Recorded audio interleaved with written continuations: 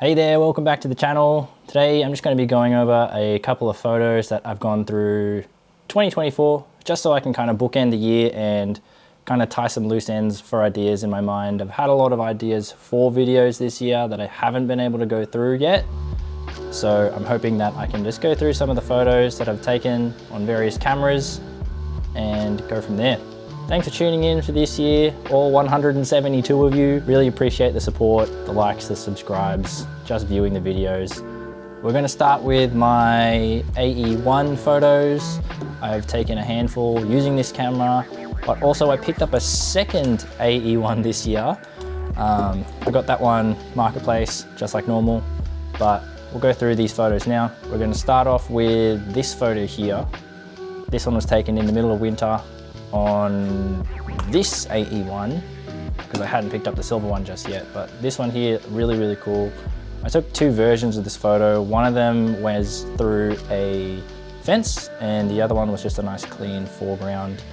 I don't know which one I like better. I like how clean the photo is without the fence in the foreground. It's very ominous, very eerie. And then throughout the year I also picked up a macro lens on eBay. I put in a $40 bid and I won, which is really cool. Never shot with a macro lens and I've never really dabbled with macro photography. So I really like the four photos here.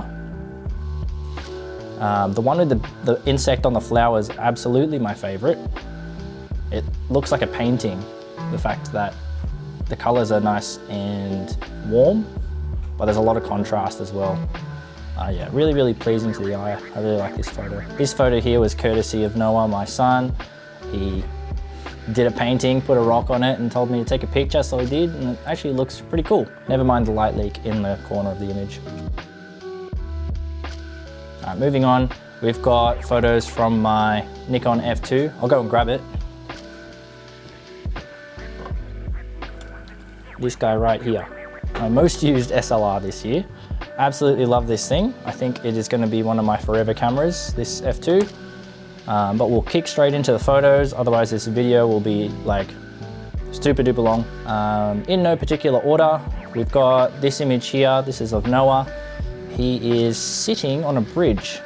This was really cool. So this was my favorite photo of the very first roll of Ikigai's respooled BWXX film. They call it XX. Cinema film, looks awesome. I love the way I've composed this image. You've got like a really nice and distinct line going across the center of the image.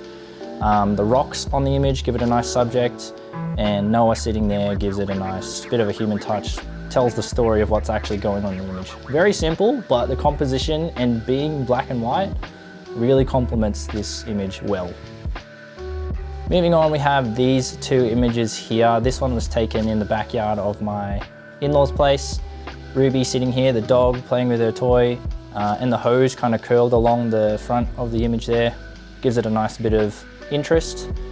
And the washing line, nice shapes, nice colors. I wish there was like clouds or like a plane or something on the top half where the sky is. That would really balance out the image, but overall, pretty cool. Next image here, we've got this nice sunset. Sunset, beach, minimalistic vibes. Absolutely love it. Really pleasant to look at. I actually might get this one printed for the house somewhere.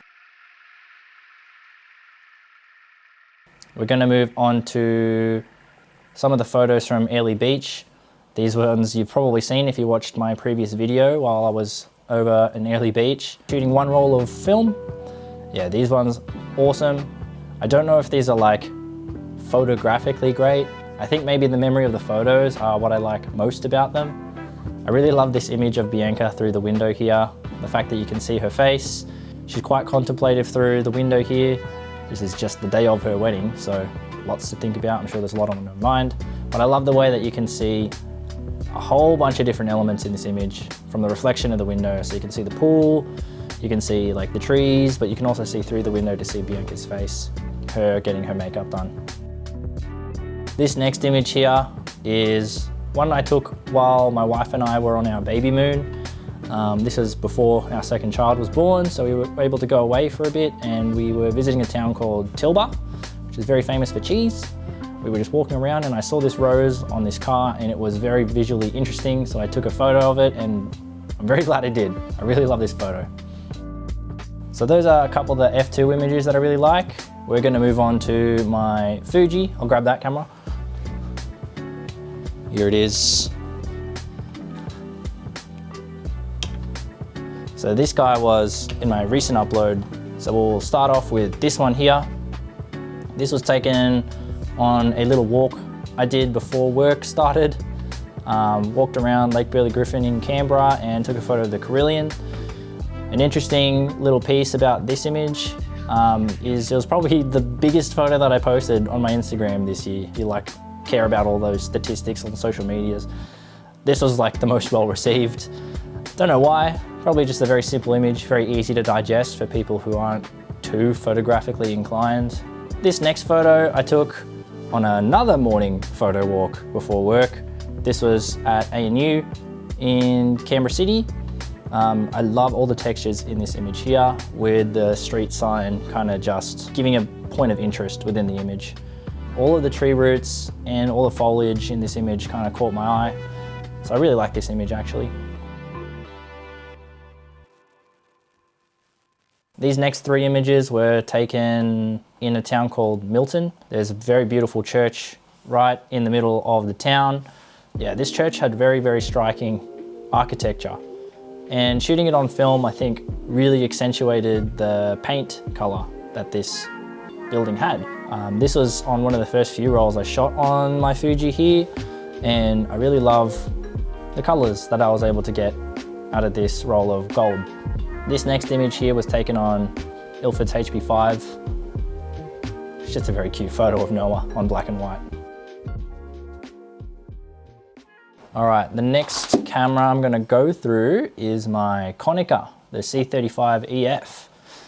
This guy.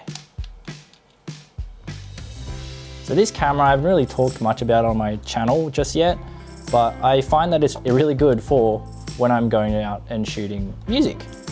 It's got zone focus, got an inbuilt flash for if I want to take some backstage photos, but I also have an option to not have the flash on and blind the acts. So I'm able to take this and shoot some film while I'm at a music concert. Some of the photos, and these photos are quite special to me, of one of my favorite bands, probably my favorite band, San Cisco. It's always been a dream of mine to shoot San Cisco ever since I heard them. Back in 2012, sitting in English class, I was like, man, these guys are my favorite. So being able to shoot them this year was really, really special. I'm more nervous than normal going into this shoot. I'm confident, I know what I'm doing. I've shot this venue so many times, but the fact that I'm shooting San Cisco, one of my favorite bands, probably my absolute favorite band ever since I first listened to them back in 2012. So 12 years in the making. I'm stoked, but nervous. This is sick.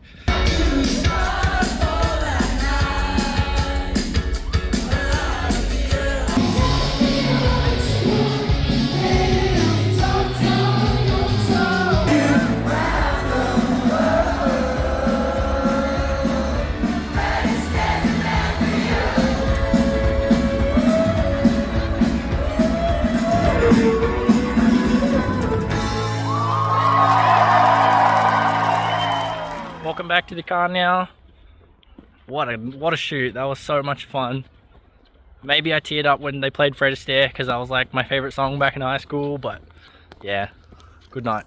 Now, while I was shooting film, I was also shooting San Cisco and this whole concert on this Fuji that I'm shooting this video on. So here are some of the images from the Fuji.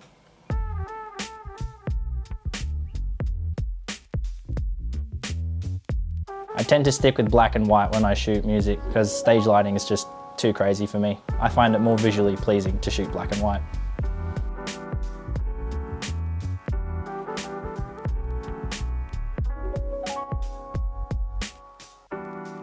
Now the next set of images I'm going to go through are from my Mamiya. That's going to need more than just this amount of table space. I'll go grab that. Here it is in all of its glory. So my Mamiya got quite a workout this year. I've taken some absolutely amazing portraits with this camera. I made it a mission of mine to take more portraits with this camera, and I've got some ongoing projects going on, but we'll kick off. Here is a photo of my good friend Kate.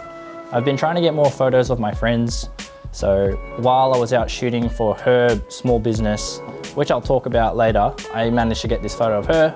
I asked her very nicely. I got 2 photos of her that are quite nice.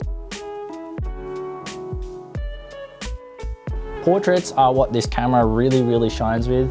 And I was able to shoot some of my good friends, their engagement, so special. My friend Jack in these images actually specifically asked for me to shoot on film, and I was like, wow, this is awesome. I've never specifically shot an event so special as this on film. So being able to do this and having the trust from a mate was such a privilege. My favorite of the shoot was this one here with the flowers in the foreground.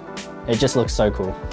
Outside of shooting portraits and engagement parties, I took this photo of a eucalyptus tree, and it's probably one of my favorites of the entire year. I've got this one printed, put it up on my wall. It's just so simple and beautiful. Yeah, it's very easy to look at. Anybody can appreciate it, and the Mamiya did such a great job capturing it. This photo is also available for prints on my website, so if you'd like to get a print, I'll leave a link down below. And the last photo I'll share from my Mamiya this year is this one of Noah. You can really see how great the Mamiya is at taking portraits in this photo here. Look at the way the background just falls off so softly. All right, my next set of photos are going to be coming out of my Olympus, my little point and shoot. Let me go grab that.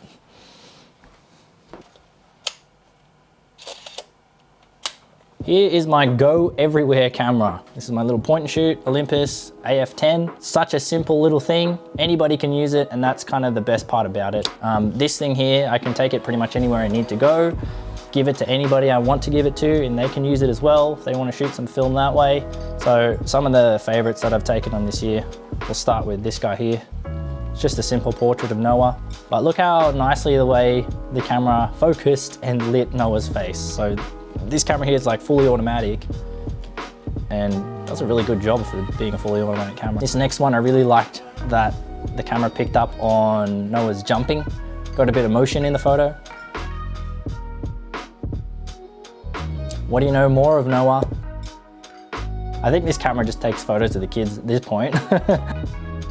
I found a theme with this camera while I was going through these photos, and I tend to take more photos of people on it. Now, the last camera that I will talk about is actually the one I'm filming this on, my X-T4. I've taken a lot of photos on this camera as well, so I do shoot digital photos. Throughout the course of 2024, I was able to work with my friend Kate with her business, Miyoko Embodied. I've been doing a whole heap of product photos for her, and I've made some really cool images that I'm quite proud of. This has taught me a lot about shooting the exact same subject multiple times. And with that, it forces me to become more creative with how I shoot something. Whether I'm introducing a model, whether I'm introducing other elements to kind of complement the subject, in this case, the products, it does force you to become more creative. Otherwise, I'll just keep taking the exact same photo over and over again. I'd highly encourage you to try and do something similar, photographing the exact same thing, but trying to make it look different. It is quite a stretch for your creative flow, and it's something that's really helped me grow as a photographer in 2024. This photo here was printed on a whole heap of cards that Kate put around her market stalls for customers to take. Just knowing that my photos are in houses or bags or just with people somewhere out that isn't my house in a physical form is quite cool. So seeing them printed in a mass scale was quite surreal. I have to mention the wedding that I shot at the end of September. That was such a privilege to shoot. A destination wedding. It was my very first time shooting a full wedding solo. It was very eye-opening. It was great to learn and to self-reflect on, to know that there's a lot for me to grow. I know where I need to work on. And it's something that a lot of aspiring photographers really want to try and do, shoot weddings. So yeah, to wrap up, I've got a lot of cameras. I took a lot of photos. I shot a lot of film. I shot a lot of digital. I started making more YouTube videos. I think 2024 has definitely been the biggest year of photography for myself. I'm very happy with the trajectory that I've set myself through 2024. It's been the biggest year of photography for myself. Just looking back on some of my favorite images for the year, I can really see that there's different avenues that my photography has taken, whether it's through weddings or product, or even just refining my skill as a film photographer. I can see that I'm physically growing. I can see that my work is kind of developing its style, and I know that in 2025, I'll be able to be even better. I highly encourage all the photographers watching this to do something similar. Look back on your work so you can kind of see where you've gone and pick up on trends and kind of just enjoy the photos that you have taken throughout the year. It's so easy to just pump out photos for clients, pump out photos for the sake of pumping out photos without actually reflecting. And I think it's a really good exercise that more people should do. If you've made it to the end of the video, leave a like. It's going to be a bit of a long one. I'll try and keep it a bit short. Excited to see where the rest of 2024 will take me. Still a couple of days left in the year. We'll take a lot of photos while we're out and about for the Christmas break. And 2025, I'm ready to see what I can do. Thanks for watching. See you in 2025.